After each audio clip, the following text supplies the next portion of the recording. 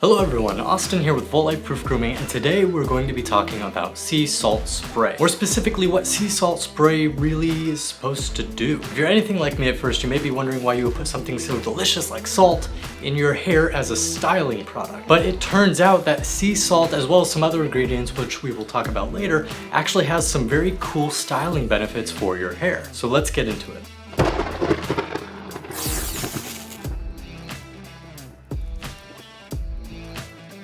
So just real quick, sea salt spray is generally supposed to mimic the appearance of your hair after a good long day at the beach. It's supposed to put some kind of waviness, texture, and volume into your hair that you may not have had before. And it is supposed to do this by opening the cuticle and plumping up the hair strand, giving even people with thin hair a good amount of volume and a light textured hold. Now it's easy to say what sea salt spray does generally, but I wanted to describe how it does this with its various ingredients. Now keep in mind that although sea salt does provide some styling benefits to your hair, sea salt spray has to be more than just sea salt and water, otherwise you will dry your hair out since salt tends to pull moisture from things. So a good sea salt spray is going to have far more ingredients than just water and sea salt. Sea salt being the main ingredient which gives you the main effect, and water obviously being the carrier ingredient that blends everything together. But what else is commonly found in sea salt sprays, and why? One of the other ingredients that's really commonly found in sea salt sprays, at least good sea salt sprays out there, is called kaolin. Now kaolin is called China clay also because it's a clay mineral that has often been used in pottery. But kaolin also acts as a gentle cleanser as well as an exfoliator for your hair. And this is why some good quality sea salt sprays out there can actually be used as kind of dry shampoo, because they tend to clean and exfoliate your hair as well as give you some light hold and style. Just like the next ingredient we're going to talk about, which is activated charcoal. Now if you know anything about activated charcoal, you know that activated charcoal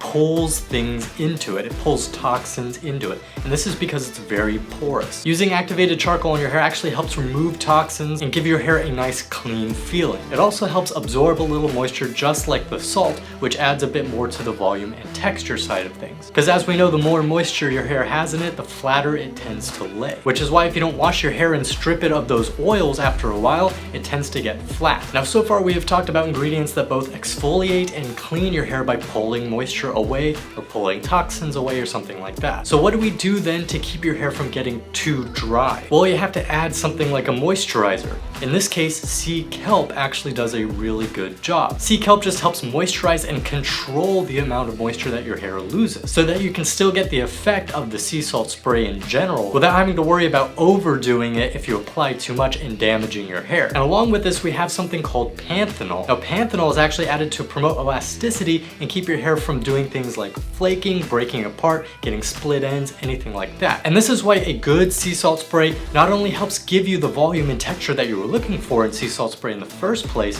but it also helps clean and moisturize your hair and protect it so you're not having to worry about split ends, dry hair, too much frizziness anywhere. Not to mention that using sea salt spray in general is just really easy. So I'm going to show you guys how I use sea salt spray today. So the sea salt spray I'm going to be using is Volt's Surf Sea Salt Spray. Volt is super easy, it's vegan, it's phthalate free, it's paraben free, it's got pretty much everything I mentioned in it. And it's just really good at controlling some bedhead if you just roll out of bed and you don't want to spend all the time fixing your hair up. So the first thing I'm going to do then is just shake the bottle to mix up all those ingredients I mentioned earlier. After that, all you got to do, pull the cap off and start applying it to your hair. Apply lightly at first until your hair is able to stay the way you want it. And then once your hair is in that position, just let it dry and that's all you have to do. Now you can probably already see the shine and the texture and the volume I got just on the top of my head right there. And that's because my hair was flat, it was laying down because it was heavy with oils, and using the salt and the activated charcoal and everything in that helped draw away some of those oils, lighten up the hair, and give me a little more volume, as well as a shine and a nice hold. Now I can actually style it the way I want it. Thank you guys so much for watching. Hopefully you liked this quick little demo and explanation about what sea salt spray is and what it does. If you're curious about Volt's sea salt spray, head in the description. I will have links down there to all the products as well as more that you can read about them. So if you guys use sea salt spray, let us know in the comments what you like about it. If there's anything I missed, please like and subscribe. If you enjoyed this video, I will see you in the next one.